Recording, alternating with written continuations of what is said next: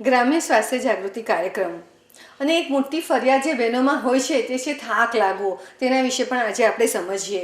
ઘણી બધી બહેનોની આ ફરિયાદ હોય છે કે થાકેલી હોય છે, એના ચહેરા પર જાણે નૂર જ નથી હોતું અને કોઈ પણ કામ કરવાનું હોય તો જાણે જબરજસ્તી કરવું પડતું હોય તેવું તેમને લાગતું હોય છે.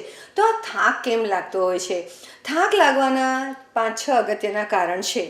સૌથી અગત્યનું કારણ છે કે પોષક તત્વોનો અભાવ.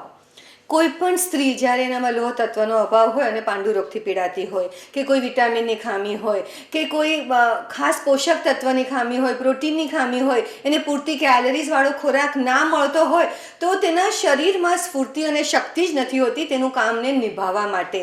તો દરેક સ્ત્રીએ પૂરતા પ્રમાણમાં અને સમતોલ ખોરાક લેવો જ જોઈએ અને કુટુંબે તેને તેમાં મદદ કરવી જોઈએ. કારણ કે ઘણીવાર એવું બનતું હોય છે કે બધા જ ખાઈ લે, પછી વધ્યું ઘટ્યું જ બહેનોના હાથમાં ખાવાનું આવતું હોય છે.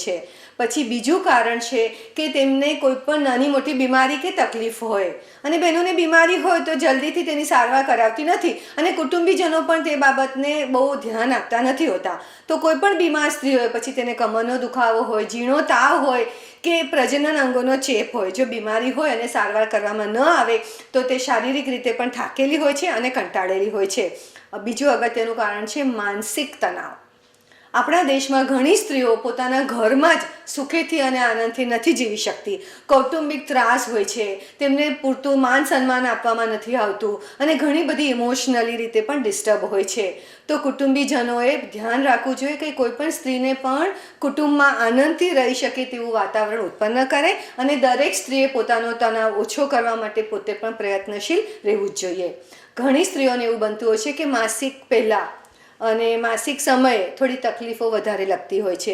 હોર્મોન્સ બદલાવ થાય કે પેઢુમાં દુખાવો થાય કે માનસિક રીતે પણ થોડું ડિપ્રેશન લાગે. આવા સંજોગોમાં તેણે પોતાની કાળજી વધારે રાખવી જોઈએ અને દુખાવા માટે જરૂરી દવાઓ પણ લેવી જોઈએ. કોઈ પણ સ્ત્રી ઘણીવાર એવું બનતું હોય છે કે કસરત નથી કરતી. આમ સામાન્ય 10 મિનિટની પણ આમ શરીરના બધા સ્નાયુઓ ખેંચાય, સાંધા સારા રહે તેવી સામાન્ય કસરતો કરવામાં આવે અને કામ કરતી વખતે પોતાની શરીરની પદ્ધતિનું ધ્યાન રાખવામાં આવે તો તેને થાક ઓછો લાગે છે. અને બીજું એક અગત્યનું કારણ છે ઊંઘ. મોટાભાગની બહેનોને બહારનું કામ બહુ હોય છે, ઘરનું કામ પણ ખૂબ જ હોય છે. તો સૌથી ઓછી તેમને શું મળે તો કે ઊંઘ ઓછી મળે. વધારે કામ હોય તો કલાક વહેલું ઉઠવાનો પ્રયત્ન કરે, રાત્રે થોડું કલાક વધારે ખેંચીને કામ પતાવવાનો પ્રયત્ન કરે. તો થાક લાગવો એક સર્વસામાન્ય ફરિયાદ છે અને તેની કાળજી લેવા માટે આહારનું ધ્યાન રાખવું, થોડો આરામ કરવો, સ્વમાન સાથે જીવવું અને કુટુંબ સાથે પણ આનંદમાં રહેવું, આ બધી જ વાતો અગત્યની છે.